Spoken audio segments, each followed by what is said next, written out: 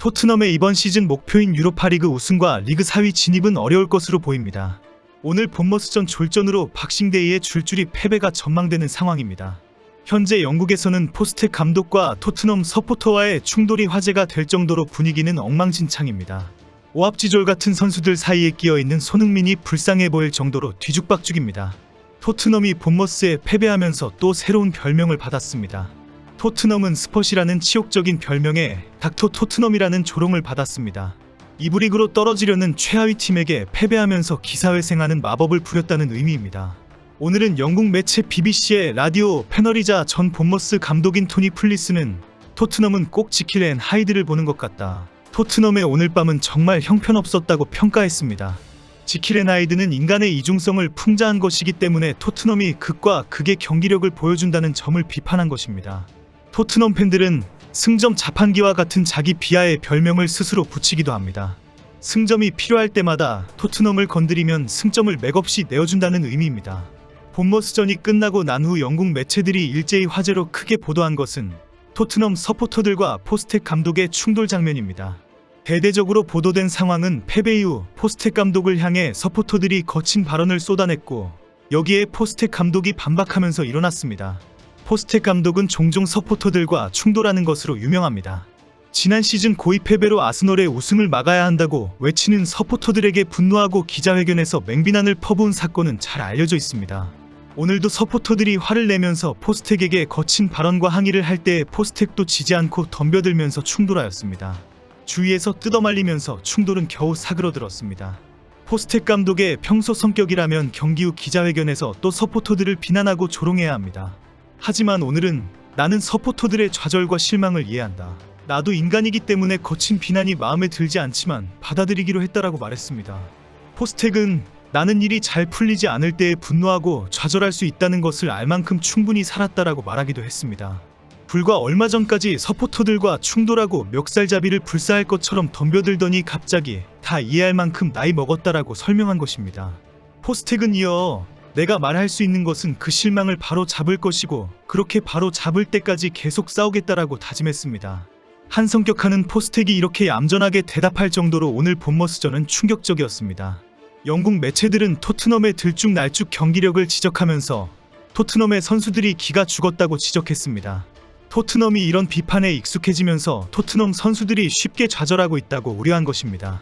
BBC는 포스텍 감독이 본머스의 득점 이후 선수들이 고개를 떨구는 모습을 목격했다라고 지적했습니다. 매체는 원인이 무엇이든지 간에 현재 토트넘의 선수들은 종종 불안해하는 모습을 보였다고 주장하면서 토트넘이 심각한 상황에 처했다고 주장했습니다. 매체는 토트넘의 이런 모습에 대해 포스텍 감독이 부상자가 너무 많다, 선수들이 너무 지쳐있다라고 해명한 사실을 전했습니다. 하지만 BBC는 토트넘은 맨시티의 4대 0 승을 거두었지만 최약체 팀들에게 줄줄이 패배를 당하고 있다. 본머스전에서도 세트피스 실점을 했다라고 지적하면서 뭔가 획기적인 대책이 필요하다고 지적했습니다. ESPN은 코너킥 상황에서 실점을 했다고 지적하면서 토트넘의 세트피스 취약성이 다시 한번 드러났다고 지적했습니다. 본머스 선수들은 토트넘이 세트피스 코치도 없기 때문에 다른 팀들이 세트피스 득점을 쉽게 넣는다는 것을 잘 알고 있다. 우리도 그것을 노렸지만 다행히 성공을 했다. 우리는 세트피스 득점에 소름이 돋았다라고 자랑했습니다. 한마디로 토트넘이 세트피스 실점으로 완전히 동네 바보가 되었다는 사실이 확인된 상황입니다. 승점 획득에 실패한 토트넘은 승점 20점에 머물면서 10위로 미끄러졌습니다. 반면 본머스는 승점 21점을 만들면서 토트넘을 제치고 9위로 올라섰습니다. 이 경기 전 8위의 토트넘은 이번 경기에서 승리했다면 단숨에 5위 브라이튼을 따라잡을 수 있었습니다. 그러나 다시 한번 세트피스 상황에서 실점을 내주면서 패배, 순위 상승에 실패했습니다. 본머스의 선제골은 전반 17분 본머스의 코너킥에서 나왔습니다. 테버니어가 오른쪽에서 올린 정확한 킥을 하위센이 헤더로 연결하며 토트넘의 골망을 흔들었습니다. 토트넘은 후반 16분 벤 데이비스가 부상으로 교체되는 악재까지 맞았습니다. 토트넘 팬들은 축구 매체와 SNS에 포스텍 감독과 선수들을 향한 비난을 쏟아내고 있습니다. 팬들은 대부분 최악의 경기이다, 수치스러운 경기이다라는 의견에 일치하고 있습니다. 또 세트피스에서 실점을 한 것부터 시작해서 브레넌 존슨과 쿨루셉스키가 최악의 경기력을 보여주었기 때문입니다. 브레넌 존슨에 대해서는 이제는 기대를 완전히 접어야 한다는 반응이 많았습니다.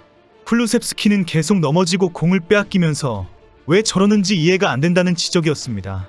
브레넌 존슨은 손흥민을 대신해 선발로 나섰지만 최악의 평가를 받았습니다.